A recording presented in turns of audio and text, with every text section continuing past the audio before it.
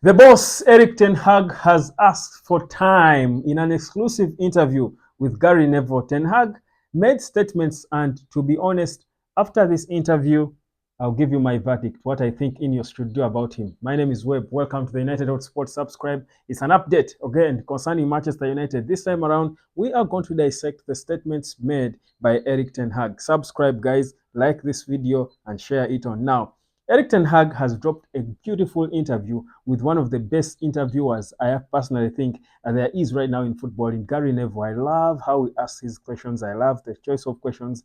I love everything about Gary Neville's interviews. Now, he spoke to Erik Ten Hag and asked him critical things, including one, the critical questions you needed to know about. Of course, he said there lies the whole situation of selling everyone. But if you read his face, you would tell that he also knows that the quality in this team needs to improve. He spoke about the players he needs to sign, the likes of Harry Kane, the likes of De Jong, who he wanted to sign before. He thought the partnership between De Jong and Casemiro would complement each other and United would be unplayable, but it didn't happen. So they had to compromise and go for other options, which he believes is reason is partly why United is not progressing.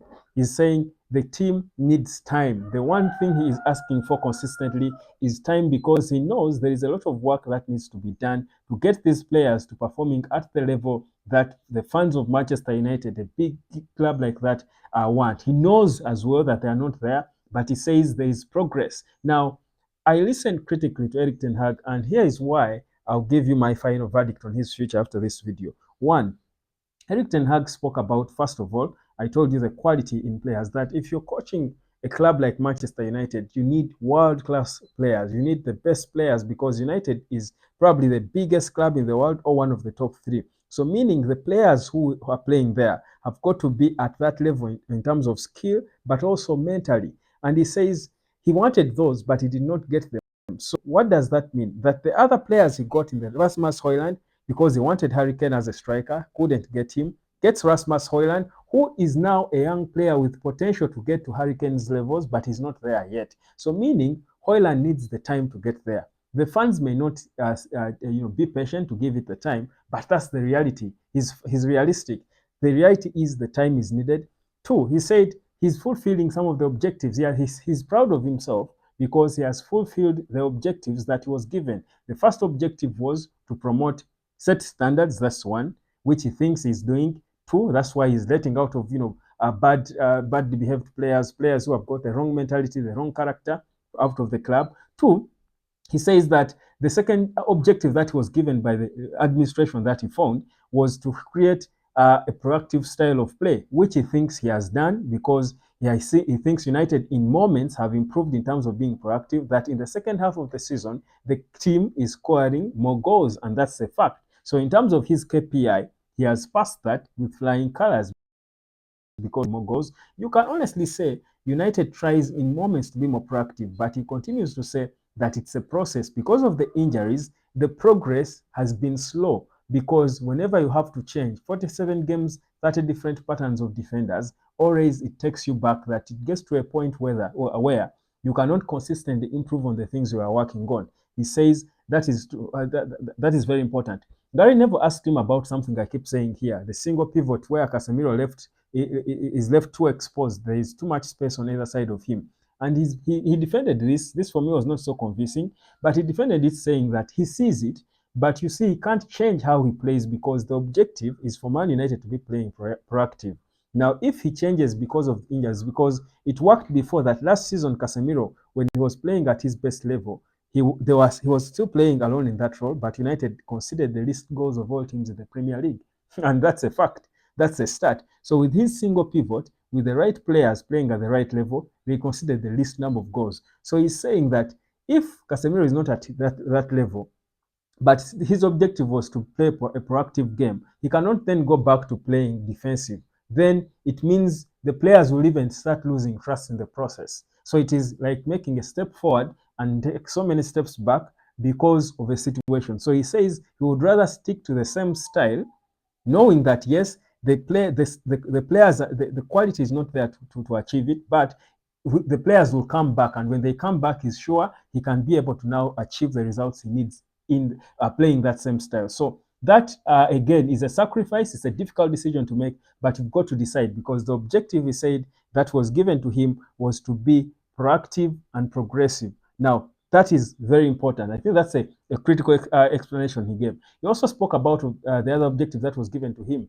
that he needed to promote players from the academy, which he has done. Can we say he hasn't? Kobe Maino, Alejandro Garnacho, he says the players from the academy are there. They have been improved, and he has continuously said that United has got good talent, good young players, that they just need time to get there because they need experience. And he was also asked about how United puts themselves now in game-winning situations. Before, they struggled to do so. They are now putting themselves in game-winning situations, but they fail to stay there. He says it's a process. It takes time to get to that level. Before, we were not even putting ourselves in game-winning situations. Now we try to put ourselves in those situations, but we struggle to maintain. Now, that's the next step.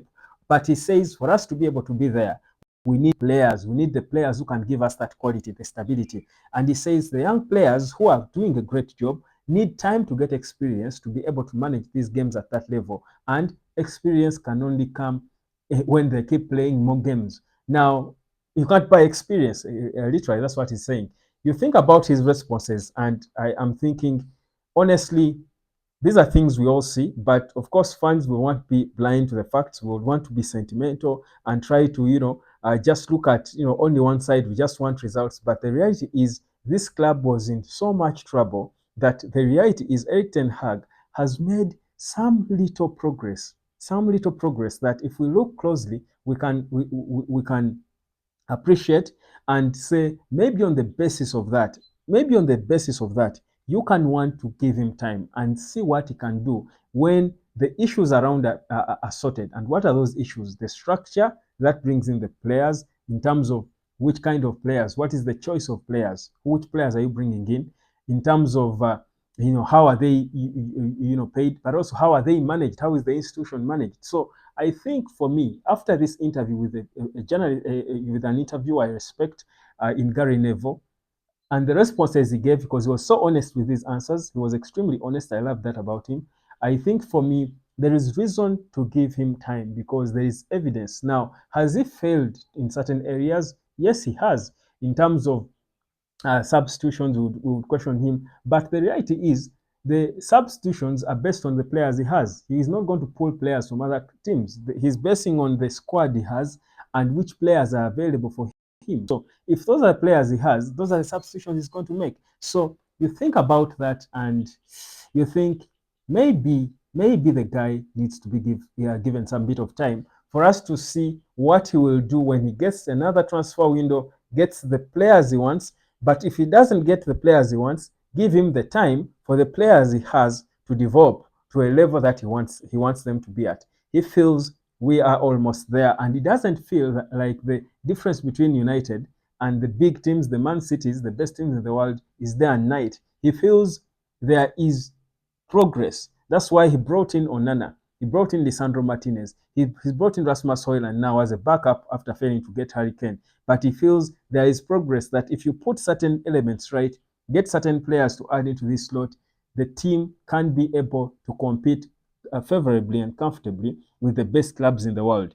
Do I believe that? Maybe it will take time, but I believe it can happen. And that's why my verdict, and I'll say it here, guys, I think for me, we can give Erik Ten Hag some bit of time. I think after that interview, I'm convinced now that he deserves some bit of time. Let us first build a solid structure around him, give him better players, better quality players, and give him little time, because it will take just a season. After the next summer transfer window, give it to him with the team he has. They sign the players, and we see how Manchester United will perform. Mid next season, we should be able to judge, because the reality is, with all the struggles we are in, for this guy to be reaching cup finals in consecutive seasons, the FA Cup, won a Carabao Cup in consecutive seasons, but also third in the league the way he was in his first season, gets all these injuries, but still United is competing for Europe, is in the top six with all the competition that's emerging, with all these poor players. You even wonder how he is able to get these players to get the results we have seen.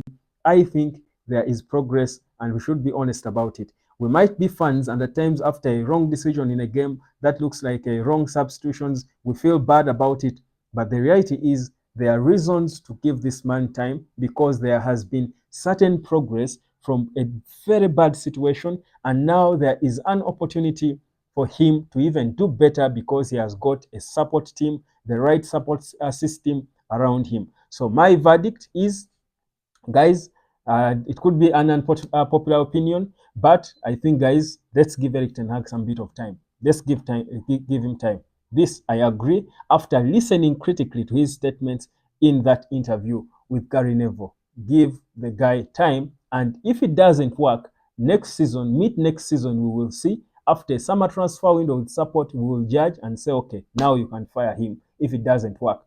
But there is reason for us to believe that it could work with the support he's getting. My name is Webb. This is the United Hotspot. Subscribe. I'll catch you later.